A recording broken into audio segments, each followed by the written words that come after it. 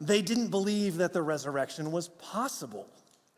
And just like many today don't believe that the resurrection is possible. Every year it's always a wonder to me that somebody, whether it's Newsweek or Time or the New York Times or somebody, has to publish some sort of argument about why the resurrection wasn't real or was it real or whatever. And they try to make this middle ground of where it's possible but maybe not possible. And these women were kind of like that as well. They came believing, though, that the tomb would be full. That's why they had all the spices with them. Had they believed the resurrection was going to happen, they would not have brought all of that stuff with them. They believed that they were going to find Jesus among the dead. They thought he was like all the other founders of every other religion. You realize they're all dead, right? If you want to follow those people, how do you do that? Well, you read their writings and you do what they did or do what they said to do. You follow their guidance and you try to abide by it, but that's it because they died. These women didn't expect the miracle of the resurrection. They had no idea that it was going to happen. And what the angels were basically saying is, hey, if you treat Jesus as if he's like all the other religious leaders, he's a brilliant teacher or whatever, and all of his teachings are just made more valuable by his death because now you can't get new teachings, you just have to go off of what he already did. If you treat him like that, you're never going to find him because he isn't among the dead. He's not in a tomb. He's risen. He's not just another teacher. He's not just another religious leader. As we saw on Friday, as we looked at what he did at the crucifixion, he's the champion. And the tomb is empty because Jesus Christ isn't just any old champion. He's the greatest of all time. And the fact that he is really, really risen proves it. And maybe you're saying, well, look, I believe Jesus' teachings are wonderful. In fact, I find Jesus' teachings to be very inspiring. I try to live by them as much as I possibly can. I think we all ought to try and follow what he taught. But come on, resurrection, really? Isn't that for primitive people? We are modern people. We live in a scientific culture. I'm cultured, I'm educated. I don't know, the resurrection, that seems hard to swallow. Now, the great irony is that objection is exactly what Luke is very specifically addressing in this passage. He is. It's not a new objection. It's always been difficult for people to believe that Jesus rose from the grave. That's why these women were there. They didn't believe that it would happen. At the very end of the passage that Summit read, it says, "And returning from the tomb, they told all these things to the 11 and to all the rest. But these words seemed to them an idle tale, and they did not believe them." The women went and they told the disciples, and the disciples said, "Come on, resurrection? Come on, seriously? Resurrections aren't possible." They weren't more gullible than us because they were living in an ancient culture where we were modern and more scientific. No, in those days, the very idea of a resurrection was considered just as foolish as it is today. There were two main philosophical movements going on at the time of Jesus. One, there were the Stoics. Now, the Stoics believed that the flesh was evil and that death was a good thing. Do you think they're looking for a resurrection if they think that the flesh is an evil and that death is a good thing? Why would you want to return to the flesh? They didn't want a resurrection, much less believe in it. That would be foolish. The other movement of the day was the Epicurean movement. You may recognize that we talk about, Epicurean as in liking food. Well, the Epicureans were all about pleasure. They believed that when you die, that's it. They were annihilationists. When you die, you just wink out and you're gone. Actually, if you're a secular humanist today, that's really what you think too. So they weren't that much different than you. There's nothing at all after death, and so the idea of a resurrection, well, that's just silly. Why would we even think about that? And so that's why when you get to Acts chapter 17, Acts is the history of the early church, and Paul is in Athens, and Paul is preaching to all of these philosophers, and they're listening to him, and they don't have any problems with anything that he teaches and anything that he says until he says Jesus was raised from the dead. And then it all breaks loose. They start scoffing, they start laughing. Paul can't even finish his talk. Everybody just starts to sneer. And that's it. He's done.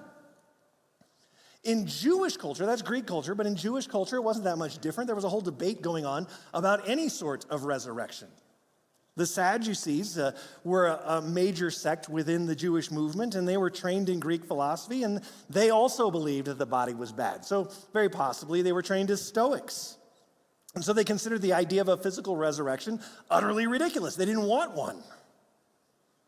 And see, our modern skepticism about the resurrection isn't new. The ancients weren't more gullible and more likely to believe in a resurrection. It was considered every bit as ridiculous to them as it might be considered today. So when the angels ask, "Why are you looking for the living among the dead?" the philosophers of today would have responded just like they did back then. Why? You're asking us why we're looking for the living? Wait, what are you talking about living? We're looking for Jesus here because he's dead. I'm so glad you asked why we're looking for him, because generally speaking, dead people stay dead. That's why. And that's exactly what Luke is confronting here. He's bringing evidence out. See, Luke is a doctor, right? He's a thinking man's man. And so he knows that this argument is going to take evidence. Luke spent time, at the beginning of his letter, he says, at the beginning of his gospel, he says, "I have researched these things carefully, most excellent Theophilus," because he wants to present a coherent argument about the things. And he went and he investigated because he wants to make sure that what they have believed is actually true. And so that's why in this case, he names names. Look at verse 10.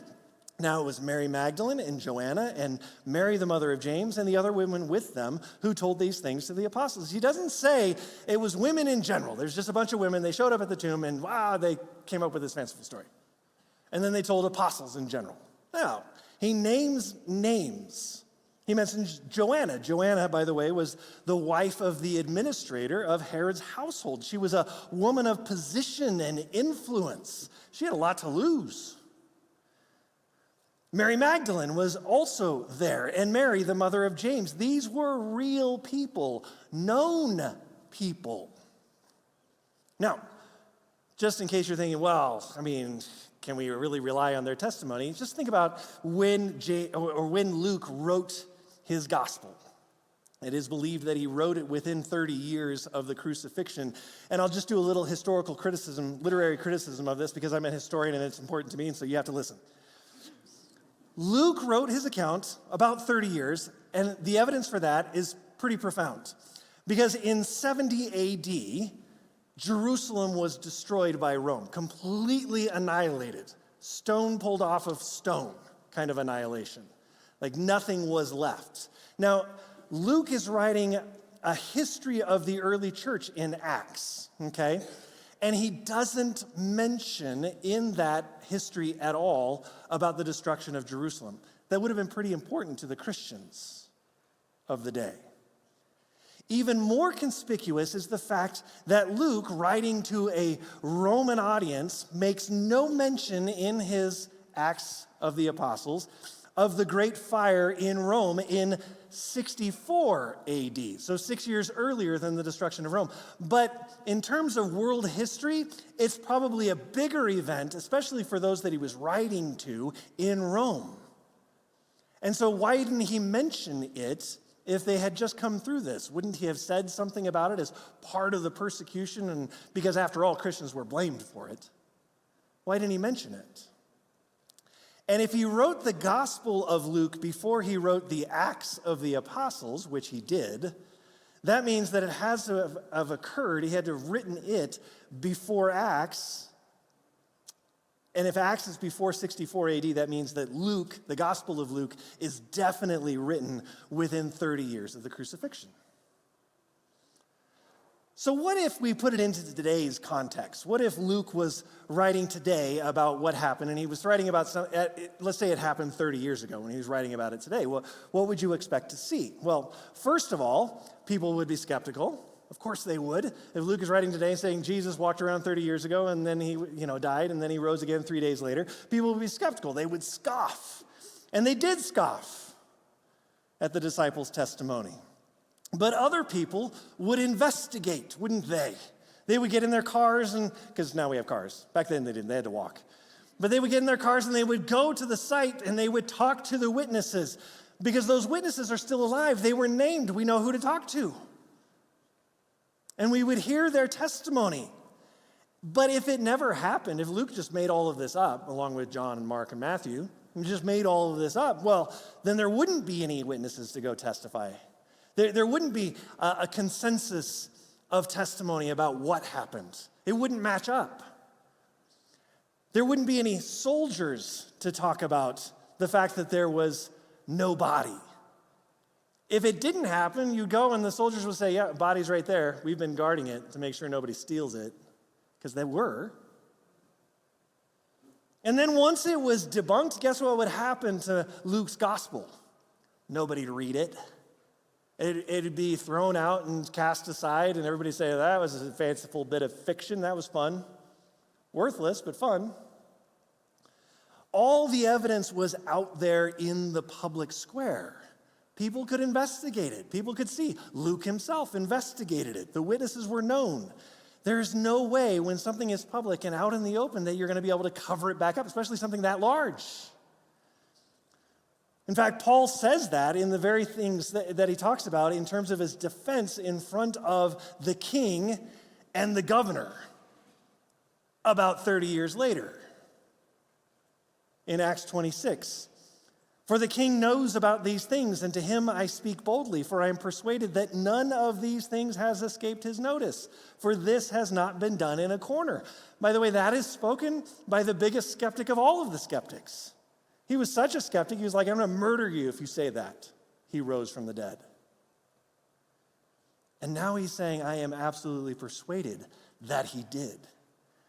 And you should be too, because the evidence is out there for anybody to see. See, people even back then were going to check it out. They're not fools. They're not idiots.